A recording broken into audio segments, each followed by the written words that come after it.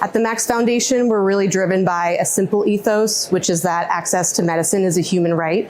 And so for 25 years, we've been providing treatment access to patients in low and middle income countries. So we started with CML 25 years ago. And in 2023, we're able to launch a treatment access program for CLL. And so to implement this program, we have been assessing the institutional capacity of institutions and physicians that we've worked with for 2 decades. And in this assessment, we're trying to understand the readiness to implement a treatment access program for a targeted therapy for CLL. And so what we're seeing is really that diagnostic capacity can be quite limited in these countries. Access to targeted therapies are completely unavailable. If they are, they're outrageously expensive. Patients are unable to afford them.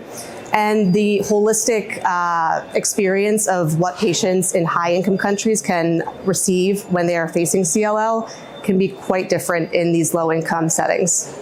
In 2023, we signed an agreement with a biotech company to make the second-generation BTKI Zanubrutinib available to patients in up to 29 countries. And we're a deeply collaborative organization, so to implement this program, it inherently requires collaboration with our in-country partner institutions, in-country physicians, global experts, such as the iwCLL for training of these physicians, and our in-country team.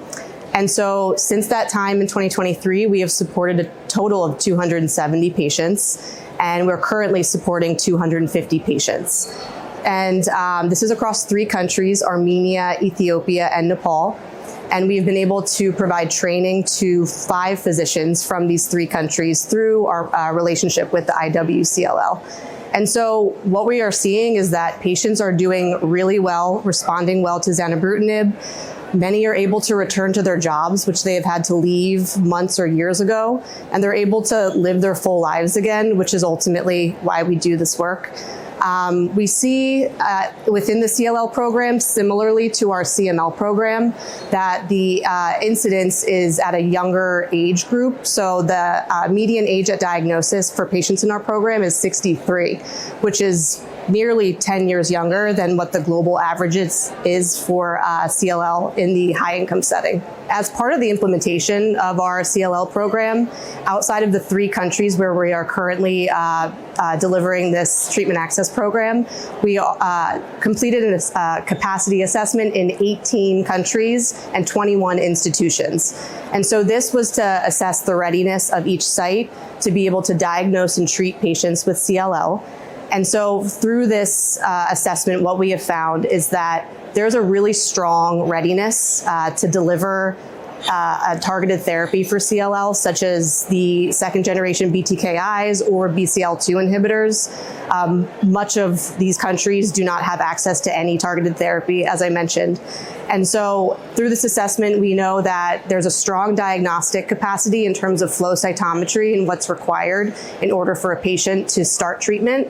Prognostic markers can be a challenge, but many countries are able to obtain these results from sourcing the tests from out-of-country sources.